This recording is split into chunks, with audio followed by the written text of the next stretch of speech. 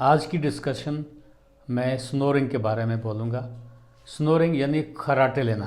खर्राटे लेना जब हम सोते हैं उस टाइम कुछ ऐसी आवाज़ें निकालना जो सांस लेने में या सांस छोड़ने में, इंस्पिरेशन और एक्सपिरेशन में जो एक्टिविटीज़ होती है रेस्पिरेटरी पैसेज की, जो सांस की नालियाँ हैं नाक से लेकर लंग्स तक, तो ये खासकर अपर एयरवे में क्या होता है, कुछ वाइब्रेशंस प्रोड्यूस हो जाती हैं। खासकर ये जो वाइब्रेशंस होती हैं ये नॉर्मली छोटी उम्र में तकरीबन खर्राटे कम लिए जाते हैं। जब एक्टिव लोग होते हैं तो खर्राटे कम लेते हैं, लेकिन कुछ ज्यों एज पास हो जाती है तो उस टाइम क्या होता है खर्राटे की ले सकते हैं, खर्राटा लेते हैं, क्योंकि इसमें क्या होता है जो रेस्पिरेटरी पैसेज की जो मसल्स हो जाती हैं एज के साथ ये वीकनेस डेवलप हो जाती है। एक तो ये समझ आनी चाहिए कि हाँ ओल्ड एज के साथ इसका है। दूसरा, जो खर्राटे लेते हैं मेल्स ज़्यादा, मर्द हजरात ज़्यादा खर्राटे लेते हैं और as compared to the females कम खर्राटे लेती हैं। और जब आप एग्जॉस्ट हो जाते हो, टायर्डनेस वगैरह हो जाती है, तो खर्राटे के मकदार ज़्यादा हो सकती है वो लोग। उसके बाद भी या स्लीप डिप्राइवेशन, जो लोगों को बिल्कुल नींद कम होती है, उसके बाद अगर थोड़ा टाइम भी अगर वो स्लीप करते हैं तो उसमें खर्राटे ज़्यादा आ सकते हैं, स्नोरिंग ज़्यादा हो जाती है। नींद के टाइम अगर जब स्नोरिंग ज़्यादा करता आदमी तो इससे ये एक फर्स्ट इंस्टेंट ये मालूम हो जाता है कि इसको ऑब्स्ट्रक्टिव स्लीप अपनिया, यानी कि स्लीप एक कंडीशन होती है, ऑब्स्ट्रक्टिव स्लीप अपनिया तो नहीं है, OSA बहुत ये कॉमन होता है ओबेसिटी में। जितना ज़्यादा ओबेसिटी होगा इतना ज़्यादा OSA के ज़्यादा चांसेस है। स्नोरिंग जो है ये एक किस्म का जो यूवला और सॉफ्ट पैलेट है ये रिलैक्स कर लेते हैं, और जब मान लो आप बैक साइड पे अगर सोएगा तो यूवला और सॉफ्ट पैलेट पीछे फॉल कर जाते हैं और जो टंग की मसल्स हैं वो भी फॉल कर सकते हैं और रेस्पिरेटरी पैसेज को ब्लॉक करते हैं, ऑब्स्ट्रक्शन कर सकते हैं। एक तो नंबर 1 काज ये है, अगर that means faulty sleeping pattern जो है, इसीलिए बोला जाता है कि या तो राइट साइड पे सोना चाहिए या लेफ़्ट साइड पे सोना चाहिए। लेफ़्ट साइड में प्रेगनेंसी में लेफ़्ट साइड पे सोना चाहिए, बाकी रूटीन में राइट साइड पे राइट लेटरल पोजीशन पे होना चाहिए। सो लेटरल पोजीशंस ठीक हैं, उनमें स्नोरिंग कम होगी। ये तो आगे ट्रीटमेंट पार्ट था, लेकिन मैं बताऊंगा कुछ लोग फैमिलियल स्नोरिंग होती है, कुछ घर के सभी अफराद स्नोरिंग करते हैं। हाँ, उस सूरत में अगर एक दूसरे की बात, अक्सर लोग किसी को आप बोलेंगे आप स्नोरिंग करते हो तो एकदम रेजिस्ट करेगा, मैं कोई स्नोरिंग नहीं करता हूँ। तो उससे क्या है कि आप आज तो डिजिटल टेक्नोलॉजी है, आप बिल्कुल उसका वीडियो बना के नेक्स्ट डे आप उसको बता सकते हो भाई आपके इतने घंटे इतना टाइम आपने स्नोरिंग किया है। और स्मार्ट वॉच के थ्रू भी स्नोरिंग का आपको डिटेक्शन पता चल जाता है कितने स्नोर्स हुए हैं। ओबेसिटी जो मतलब है, एक तो एब्डोमिनल ओबेसिटी होती है या ट्रंकल ओबेसिटी होती है, या ख़ासकर मैं बताऊंगा ओबेसिटी या एडिपोज टिश्यू जो नेक एरिया के अंदर अराउंड ज़्यादा होगा, या कभी ग्वाइटर किसी को होगा, थायराइड रिलेटेड पोजिशन या पैराथायराइड रिलेटेड, वो प्रेस करेगा आप ट्रेकिया पर, तो उसमें भी स्नोरिंग के ज़्यादा चांसेस हैं। और यानी कि ओबेसिटी में ज़्यादा चांसेस हैं स्नोरिंग होने के। ओबेसिटी या फैटी लिवर से लेकर, क्योंकि फैटी लिवर जब होगा तो वो प्रेस करेगा ऊपर रेस्पिरेटरी पैसेज को, वो पूरा इंस्पिरेशन होने नहीं देगा, जल्दी एक्सपिरेशन करेगा। उसके अलावा कहीं भी नेज़ल पैसेज में जो ऑब्स्ट्रक्शन है, जैसे साइनोसाइट्स है, मैक्सिलरी साइनोसाइट्स वगैरह, जितने भी साइनोसाइट्स के किस्म हैं उनमें, या इन्फ्लेमेशन ऑफ एडिनोइड्स हैं, या टॉन्सिल्स के टॉन्सिलाइट्स वगैरह हो जाते हैं, तो उनमें क्या होता है स्वेलिंग जब हो जाती है वहाँ पे रेस्पिरेटरी पैसेज में ऑब्स्ट्रक्शन आ जाती है। तो जब रेस्पिरेटरी पैसेज में ऑब्स्ट्रक्शन आ जाती है तो वहाँ पे साउंड प्रोड्यूस हो सकती है, उसी को हम स्नोरिंग बोलते हैं। लेमैन टर्मिनोलॉजी में मैंने आपको अवेयर करने की कोशिश की है कि किस तरीके से स्नोरिंग क्रिएट हो जाती है। जो लोग माउथ ब्रीथिंग करते हैं उनमें भी स्नोरिंग के चांसेस ज़्यादा होते हैं। हाँ, स्नोरिंग के कॉन्सिक्वेंसेस क्या है, क्या वजह है, अगर हम स्नोरिंग के ऊपर डिस्कस करें कि स्नोरिंग को बचाने के लिए क्या करना चाहिए। देखिए, जैसे जितना स्नोरिंग अगर ज़्यादा किया होगा तो उसका अच्छी तरीके से उसकी स्लीप नहीं होगी, और इसमें क्या होता है, कभी स्नोरिंग की वजह से स्लीप एपनिया जो हो जाता है तो एडिक्वेट ऑक्सीजनेशन जो है SpO2 फॉल आ सकता है, SpO2 फॉल हो सकता है, और जिससे क्या है कि आपका ब्रेन में ऑक्सीजन सप्लाई टाइम पे नहीं होगी तो अलर्ट हो जाता है आदमी, पॉज आ सकते हैं, रुक जाता है और रेस्पिरेशन रुक सकती है।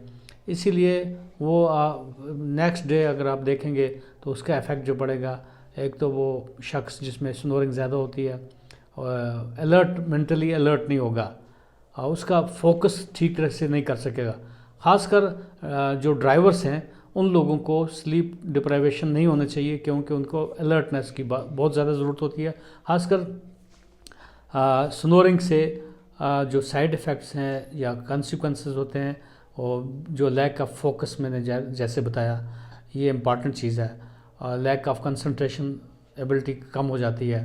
इस वीडियो में आपको ज़्यादा डराने की बात नहीं करूँगा, क्योंकि जो स्नोरिंग ज़्यादा करेंगे उसका मतलब है उनको risk of cardiovascular heart disease का रिस्क वगैरह ज़्यादा होता है, ओबेसिटी का, कोलेस्ट्रॉल रिलेटेड चीज़ें ज़्यादा होती हैं। तो आपका उन लोगों को उसको चेकआउट कर लेना चाहिए, क्या अंडरलाइंग कुछ फैक्टर्स हैं, फैटी लिवर से लेकर हाइपरकोलेस्टेरोलेमिया वगैरह वगैरह, तो क्या उन वजह से तो ये स्नोरिंग रिलेटेड तो नहीं है, क्या मैकेनिकल काजेज़ तो नहीं है, क्या नेज़ल पैसेज की प्रॉब्लम तो नहीं है, या DNS वगैरह तो नहीं है वो। तो हाँ, ऑल दो ये स्नोरिंग रिलेटेड है, ये स्लीप स्टडीज़ में आ जाता है। आप स्लीप स्टडीज़ में बता सकते हैं कि कितना स्नोरिंग हुआ, कितने एपिसोड हुए, कितने टाइम पे ऑक्सीजन जो ब्रेन को कम हुआ। और इस तरीके से स्लीप स्टडीज़ के अलावा ये ENT स्पेशलिस्ट जो होते हैं वो भी आपका स्नोरिंग के ऊपर आपको स्टडी करवा के आपका दिखा सकते हैं कि क्या प्रॉब्लम है। स्नोरिंग के बारे में ये बताऊंगा कि ये एक यूनिवर्सली प्रेवलेंट है, ये तकरीबन मैक्सिमम लोगों में स्नोरिंग हो सकती है, और ये कुछ तंज नहीं है, लेकिन इसके जो एक्सैसर्बेशंस, इसके जो फैक्टर्स हैं जो स्नोरिंग करता है, और उनको ट्रीट किया जाना चाहिए, और उनको मॉडिफाइबल अगर रिस्क फैक्टर्स हैं, अक्सर डॉक्टर बताते हैं कि भाई मॉडिफाई करना चाहिए इन चीज़ों को ताकि स्नोरिंग ना हो। ट्रीटमेंट जो स्नोरिंग का यूनिवर्सली देखा जाए तो अगर नो ट्रीटमेंट भी है, लेकिन हकीकत में जो स्नोरिंग का जो ट्रीटमेंट है अंडरलाइंग फैक्टर्स को ट्रीट करना है। जैसे डॉक्टर्स आपको ये बताएंगे कि लाइफस्टाइल मॉडिफिकेशन में ओबेसिटी, एंटी ओबेसिटी वगैरह मेजर्स होने चाहिए, कोलेस्ट्रॉल वगैरह कम होना चाहिए, स्मोकिंग रिलेटेड इश्यूज़ होते हैं, कहीं पे अल्कोहल वगैरह रिलेटेड चीज़ें होती हैं वो भी स्टॉप होनी चाहिए। ख़ासकर ज़्यादा प्रायोरिटी जो है दिया जाएगा एंटी ओबेसिटी मेजर्स होते हैं, तो क्योंकि ऑब्स्ट्रक्टिव स्लीप एपनिया पॉजेस लग जाते हैं, एंटी स्नोरिंग पिलोज का भी यूटिलाइज़ किया जा सकता है। और थोड़ा सा हेड एंड को थोड़ा सा एलिवेट करके रखने से क्या होगा कि स्नोरिंग के चांसेस कम होंगे और टंग फॉल बैक साइड पे नहीं होगा। सो हमेशा राइट साइड पे या लेफ़्ट साइड पे आपको लेटरल पोजीशन पे सोना चाहिए। कुछ टंग एक्सरसाइजेज हैं वो उनका भी देख लेना चाहिए कि किस तरीके से ये हैबिट बना के ताकि टंग फॉल बैक ना हो, तो टंग एक्सरसाइज भी ज़रूरी है स्नोरिंग के लिए। कुछ डेंटल एप्लियंसेस भी वगैरह यूज़ कर सकते हैं, डिपेंड करता है कि किस वजह से टंग फॉल हो जाती है या किस तरीके से ऑब्स्ट्रक्शन आ जाती है रेस्पिरेटरी पैसेज में। मोस्ट इम्पॉर्टेंट ट्रीटमेंट पार्ट जो है सीवियर मॉर्बिड ओबेसिटी में क्या है, CPAP, continuous positive airway pressure, CPAP इसको बताते हैं, वो यूज़ करना होता है। लेकिन अनफॉर्चुनेटली 30-50% लोगों में वो सक्सेसफुल नहीं होता है और वो टॉलरेट नहीं करते हैं। तो जिसमें ये होगा, जो लोग एक्सेप्ट करते हैं तो अच्छे तरीके से उसका 100% रिजल्ट्स भी आते हैं और उससे ओबेसिटी या वेट रिडक्शन हो जाता है। तो स्नोरिंग का जो इसके साथ जो ओबेसिटी का कॉन्सिक्वेंसेस जो स्नोरिंग है वो कम हो सकती है। इम्पॉर्टेंट है स्नोरिंग ओल्ड एज में ज़्यादा होगी, सो आपको उनको टॉलरेट करना चाहिए, देखना चाहिए ये, क्योंकि उनकी जो ओरोफेरेंजियल मसल्स होंगे या रेस्पिरेटरी मसल्स जो होंगे जो जो एज बढ़ती जाती है तो वो कमज़ोर हो सकती हैं, तो स्नोरिंग ज़्यादा हो सकती है उस एज में।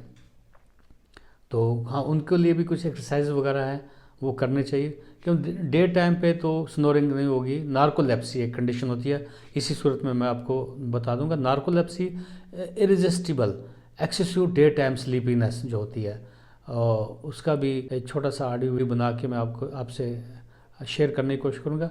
मुझे लगता है मैं आपको बहुत अच्छी इन्फॉर्मेशन देने की कोशिश करता हूँ जितना भी हो सकेगा। तो क्योंकि ये जो फॉल्टी लाइफस्टाइल जो हैं वो अंडरस्टैंड करने, कहाँ पे हमारी फॉल्ट्स हैं, क्या उनको कहाँ से रेक्टिफाई कर सकते हैं। ख़ासकर मैं स्नोरिंग के बारे में बोलूँगा। राइट साइड या लेफ़्ट साइड पोजीशन पे सोना चाहिए, बैक साइड पे कोशिश नहीं करनी है सोने की। हाँ, थोड़ा सा नेक को रेज करके रखना चाहिए। हाँ, अगर नेक पिलो जैसे होता है वो स्नोरिंग पिलो अगर होगा वो यूटिलाइज़ किया जाना चाहिए। और अंडरलाइंग जो ओबेसिटी है उसको कैसे ओवरकम करेगा, लाइफस्टाइल मॉडिफिकेशन कैसे करने हैं। तो I am sure you may have got my message positively, take it positively, और with similar ideas and similar thoughts मैं आपसे और डिस्कस करूँगा। And till next, all the best, खुदा हाफिज़।